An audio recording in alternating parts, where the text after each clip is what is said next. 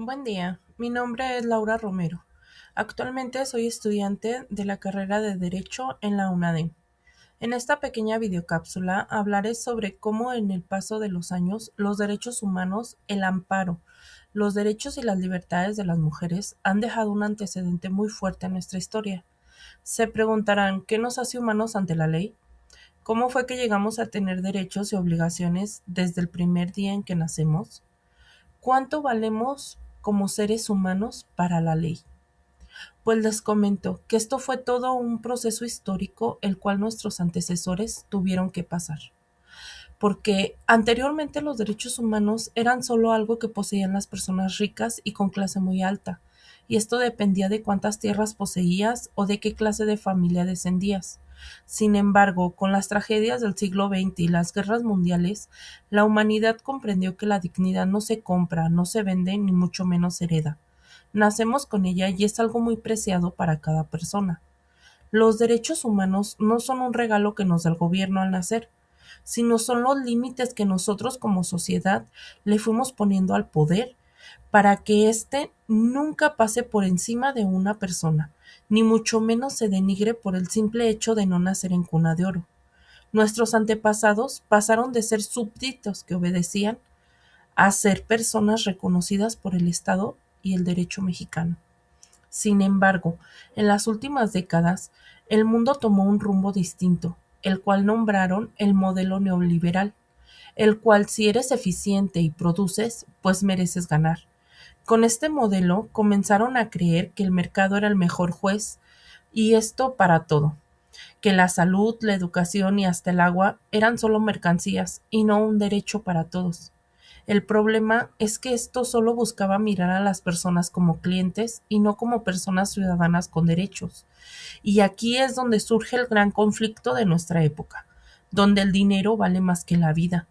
Este choque ha provocado que la desigualdad crezca, dejando millones de personas fuera del juego, porque en un sistema de consumo, si no puedes pagar, no tienes derecho a existir. Pero en México, en el año 2011, dimos un golpe con una reforma histórica que cambió mucho las reglas del juego, ya que convertimos el juicio de amparo en nuestra armadura ciudadana. Antes, el amparo solo servía para defender artículos de un libro.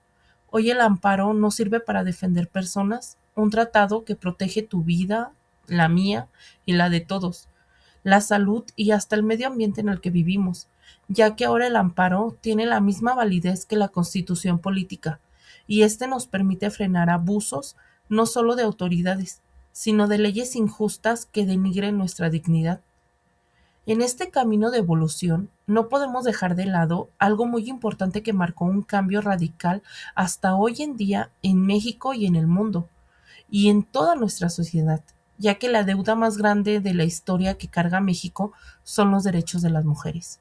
Si México sufrió entre un gobierno donde solo los ricos tenían derecho, que no se nos olvide el lado machista que lo caracterizaba, ya que los derechos de las mujeres fue toda una lucha organizada, de resistencia y movilización, teniendo como hitos fundamentales la exigencia de derechos civiles e igualdad de género. En el siglo XIX, la Convención de Senecas Falls de 1848, al mando de la activista Elizabeth Cady, demandaron derechos civiles, políticos y sociales, y fue hasta entonces donde se comenzó a cuestionar sobre la incapacidad legal de las mujeres. Tras la Primera Guerra Mundial, la participación femenina en el ámbito laboral y la lucha de las sufragistas llevaron a los primeros reconocimientos del derecho al voto, siendo una Nueva Zelanda pionera en 1893 de poner el ejemplo de igualdad de género.